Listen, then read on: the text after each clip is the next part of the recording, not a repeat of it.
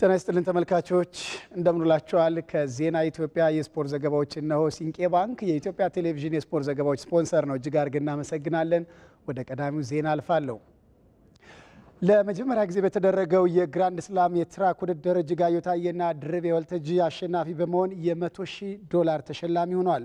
ትናንት በ3000 ሜትር አሸናፊ የሆነው ሀጎስ ገብረሕይወት ደግሞ በድምር ውጤት ሁለተኛ ደረጃን ይዞ አጠናቋል። ኬንያዊ ኢማኑኤል ዋኒዮኒና አሜሪካዊ ግራንት ፊሸርም በኪንግስተን የደመቁ ሌሎች አትሌቶች ናቸው። ዮሴፍ ሹምዬ ተጨማሪ ዘገባ አዘጋጅቷል።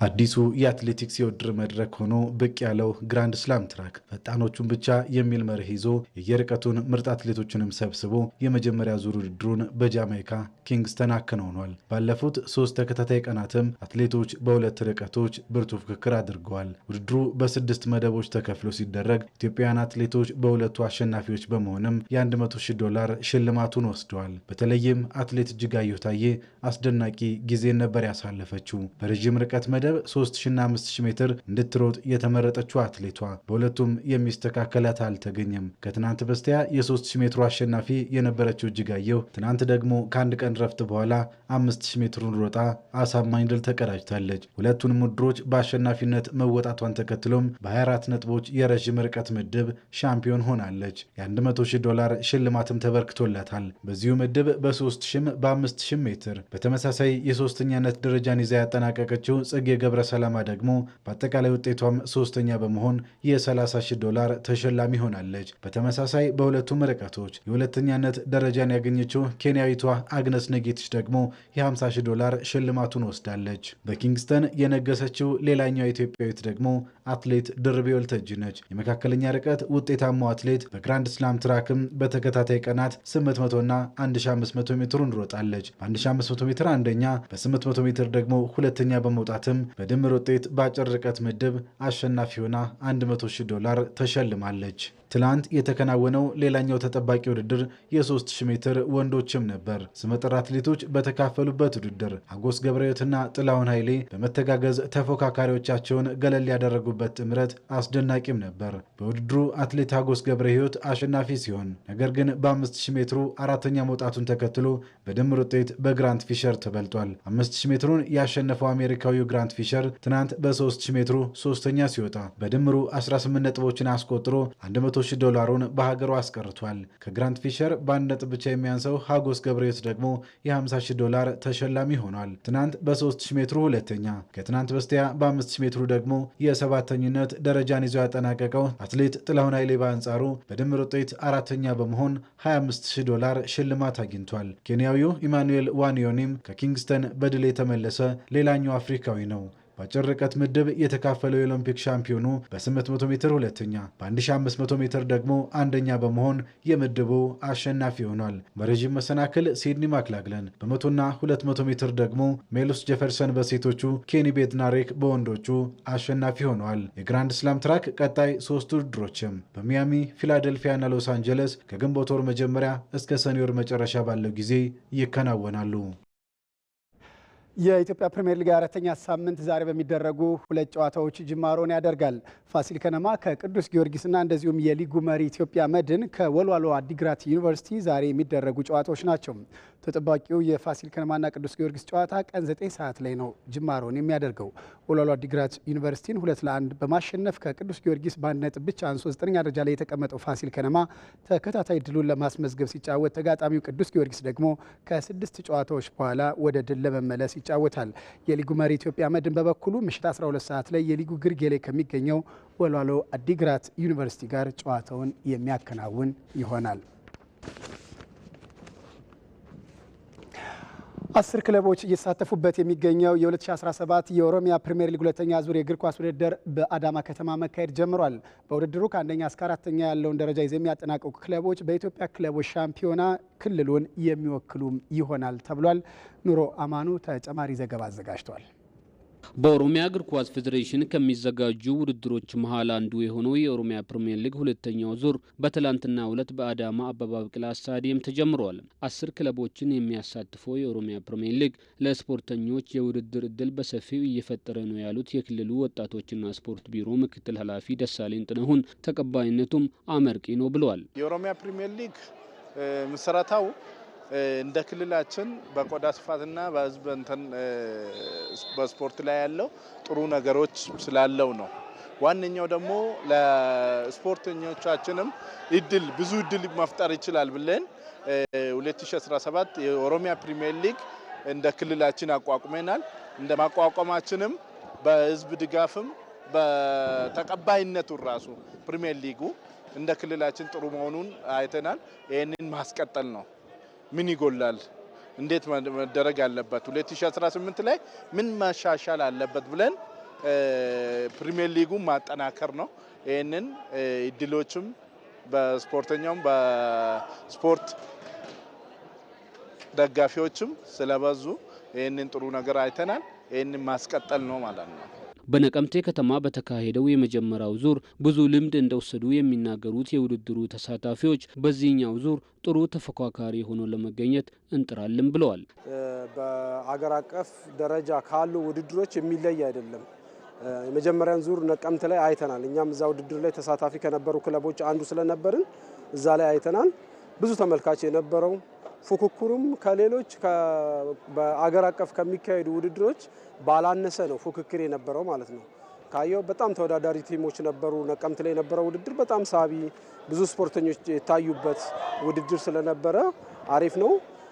እኛም በመጀመሪያ ዙር ላይ የነበረን ድካም አይተን ለሁለተኛ ዙር ቲማችን አጠናክረን ጥሩ ተወዳዳሪ ቲም ለመሆን ነው ዛሬ እዚህ ቦታ ላይ የተገኘ ነው ማለት ነው። ኦሮሚያ ፕሪሚየር ሊግ መኖሩ ብዙ ያስተምራል። በሁሉም ክልሎች እንደዚህ አይነት ጥራቱን የጠበቀ በመላው በሀገራችን የፌዴሬሽን ደረጃ እንደሚዘጋጀው አይነት የዛን ያክል ነው ጥራቱና በሁሉም ክልሎች ይሄ ነገር ቢለመድ ኦሮሚያ ፕሪሚየር ሊግ ከስሩ ደግሞ ብዙ መዋቅሮች እንዳሉት ሃየር ሊግ፣ ፈርስት ሊግ ምናምን እንዳለው ሌሎች ክልሎች ላይም እንደዚህ ቢኖር የተሻሉ ተጫዋቾች ይወጣሉ ብለን ተስፋ እናደርጋለን። ጥሩ ተጫዋቾችን እናገኛለን፣ ጥሩ አሰልጣኞች እናገኛለን።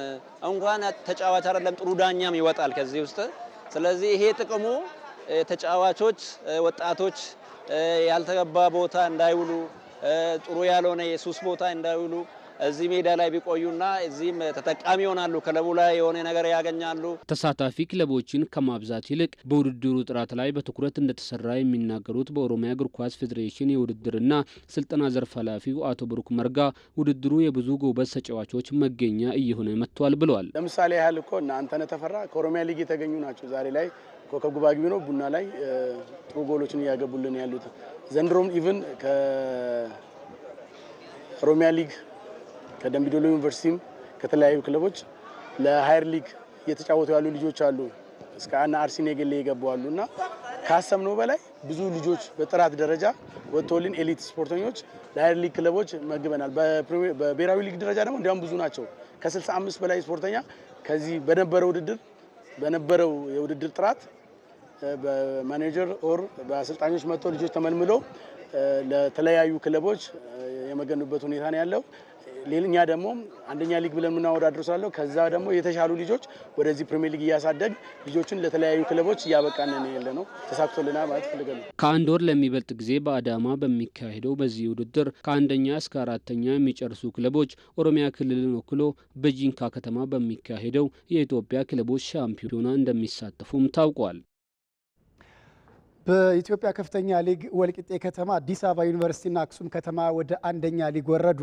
ዓመቱን ሲጀምር ከነበረበት የኢትዮጵያ ፕሪሚየር ሊግ በአስተዳደራዊ ጉዳዮች ምክንያት ወደ ከፍተኛ ሊግ የወረደው የወልቂጤ ከተማ እግር ኳስ ክለብ ዳግም ከከፍተኛ ሊግ ወደ ሊግ 1 መውረዱን አረጋግጧል። በአንድ ዓመት ከ2 ሊጎች ነው የወረደው። ደካማ ውጤት ያስመዘገበው ወልቂጤ ከተማ ትናንት ከጋሞ ጨንቻ ጋር ያደረገውን ጨዋታ ባዶ ለባዶ በሆነ ውጤት አጠናቋል። በተመሳሳይ አዲስ አበባ ዩኒቨርሲቲ ወደ ሊግ 1 የወረደ ሌላኛው ክለብ ሆኗል። አዲስ አበባ ዩኒቨርሲቲ ወደ ከፍተኛ ሊግ ባደገበት ዓመት ነው ወደ ታችኛው ሊግ መውረዱን ያረጋገጠው። ከ19 ጨዋታዎች 11 ነጥብ ብቻ ያስመዘገበው አዲስ አበባ ዩኒቨርሲቲ የ3 ሳምንት ጨዋታዎች እየቀሩት ከሊጉም ተሰናብቷል። ከየካ ክፍለ ከተማ ጋር ሁለታቸው የተለያዩ አክሱም ከተማ ሌላኛው ከከፍተኛ ሊጉ የተሰናበተ ክለብ ሆኗል። ዛሬ በከፍተኛ ሊጉ ምድብ ላይ ሀላባ ከተማ ከሱሉልታ ከተማ 7 ሰዓት ላይ እንደዚሁም ነገሌ አርሲ ከንብ 9 ሰዓት ላይ ጨዋታቸውን በአዲስ አበባ አበበ ቢቂላ ስታዲየም ያከናውናሉ። በእንግሊዝ ፕሪሚየር ሊግ 31ኛ ሳምንት ሊቨርፑል ከ26 ጨዋታዎች ያለመሸነፍ ጉዞ በኋላ በፉላም ተሸነፈ።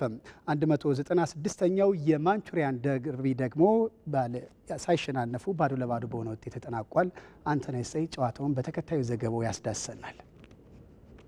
ከኖቲንግሃም ፎረስት በመቀጠል አይነክ የሚመስለው ሊቨርፑል ያሸነፈው የምዕራብ ለንደኑ ክለብ ፉልሃም ሆኗል። በ31ኛ ሳምንት የእንግሊዝ ፕሪሚየር ሊግ መርሃ ግብር በክራቨን ኮቴጅ ከፉልሃም የተጫወተው ሊቨርፑል ከ26 ጨዋታዎች ያለመሸነፍ ጉዞ በኋላ እጅ ሰጥቷል። በአንድ ሳምንት ውስጥ ከሁለት ውድድሮች የተሰናበቱት ሆላንዳዊ አሰልጣኝ አርነ ስሎት ብቸኛ አማራጫቸው የሆነውን የእንግሊዝ ፕሪሚየር ሊግ ዋንጫ አራትና ከዚያ በላይ ጨዋታዎች እየቀሯቸው የሚያረጋግጡበት እድል ቢኖራቸውም የሚጠቀሙበት አይመስልም። በተለይ ተከታያቸው አርሰናል ቀድሞ ነጥብ መጣሉን ተከትሎ ልዩነቱን ወደ 14 የሚያስፉበት አጋጣሚ በእጃቸው ቢኖርም ተግደርድረዋል። የመርሳይዱ ክለብ ከማርኮ ሲልቫ ቡድን በተገናኘበት ጨዋታ 3-2 ተሸንፈዋል። ሪያን ሴስኞ፣ አሌክሲ ዎቢና ሮድሪጎ ሙኔዝ የፉልሃምን ግቦች ሲያስቆጥሩ አሌክሲስ ማካሊስተርና ሉዊስ ዲያዝ ደግሞ የቀዮቹን ሁለት ግቦች አስገኝተዋል። የቨርጂል ቫን ዳይክና ኢብራሂማ ኮናቴ ጥምረት በብዙ በተፈተነበት ምሽት ሊቨርፑል በ2020 በአስቶን ቪላ 7-2 ከተሸነፈበት አጋጣሚ በኋላ ለመጀመሪያ ጊዜ በመጀመሪያው 45 3 ግቦችን ለማስተናገድ የተገደደበትም ሆኗል። ምንም እንኳን ሊቨርፑል የሊጉን ዋንጫ ለ20ኛ ጊዜ ለማሳካት ከ99 በመቶ በላይ እድሉ ያለው እጁ ላይ ቢሆንም ሰሞነኛው የቡድኑ አቋም ግን ለአርነ ስሎት ረፍት ነስቷቸዋል። ከጨዋታው በኋላ በሰጡት ሀሳብም ክለባቸው ገና ያላጠናቀቀው የቤት ስራ እንዳለውም ተናግረዋል።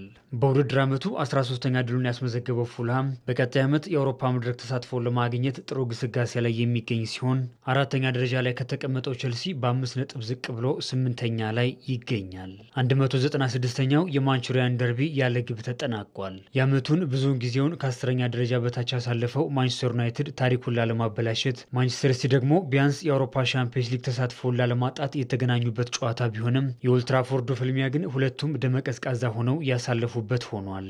ለወትሮ እንኳን ከጨዋታ በኋላ ከጨዋታ በፊት ብዙ የሚባልለት ደርቢ አሁን ግን ከተመዘገበው ውጤት በላይ ክለቦቹ ምን ያክል ትልቅ ችግር ውስጥ እንዳሉና ለመስተካከል መጪውን ክረምት በምን ያክል ደረጃ ሊጠቀሙበት ይችላሉ የሚለው ጉዳይ ትኩረትን እንዲስብም አድርጎታል። ሙከራዎችን በማድረግ ባለሜዳው ማንቸስተር ዩናይትድ ተሽሎ ቢገኝም ካለበት የውጤት ቀውስ አንጻር ግን በብዙ ርቆ ለመገኘት ያን ያክል ልዩነት መፍጠር አልቻለም። ኦልትራፎርድ ከደረሱ 20ኛ የፕሪሚየር ሊግ ጨዋታቸውን ያደረጉት ሩበን አሞሪም 6 ጨዋታዎችን ብቻ ሲያሸንፉ በ4ቱ ነጥብ ተጋርተው በ9ኙ ደግሞ ተሸንፈዋል። ኬቨን ደብሮይነ የመጨረሻ የደርቢ ጨዋታውን ባደረገበት መርሃ ግብር ፔፕ ጋርዲዮላ ቡድኑን አሁንም ከገባበት የውጤት አዙሪት ማውጣት እንዳልቻለ የታየበትም ሆኗል። ውሃ ሰማይ ለባሾቹ የአራተኝነት ደረጃን ከቼልሲ የሚረከቡበትን እድልም ሳይጠቀሙበት ቀርተዋል። እንደ ማንቸስተር ዩናይትድ ሁሉ ዓመቱ ግራ ያጋባው ቶትንሃም ሆትስፐር ከተከታታይ ውጤት ማጣት በኋላ የሊጉ ግርጌ ላይ የተቀመጠውን ሳውዛምፕተንን 3-1 አሸንፏል።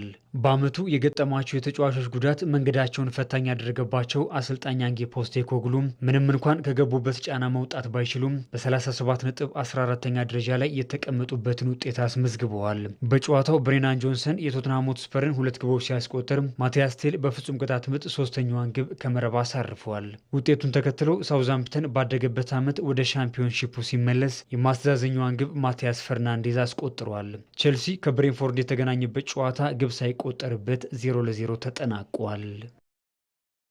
በስፔን ላሊጋ አትሌቲኮ ማድሪድ ከ3 ጨዋታዎች በኋላ አሸንፏል። በ30ኛ ሳምንት የስፔን ላሊጋ መርሃ ግብር ከሜዳ ውጭ ከሴቪያ ጋር የጫወተው አትሌቲኮ ማድሪድ ባለቀ ሰዓት ግብ አስቆጥሮ 2-1 በሆነ ውጤት አሸንፏል።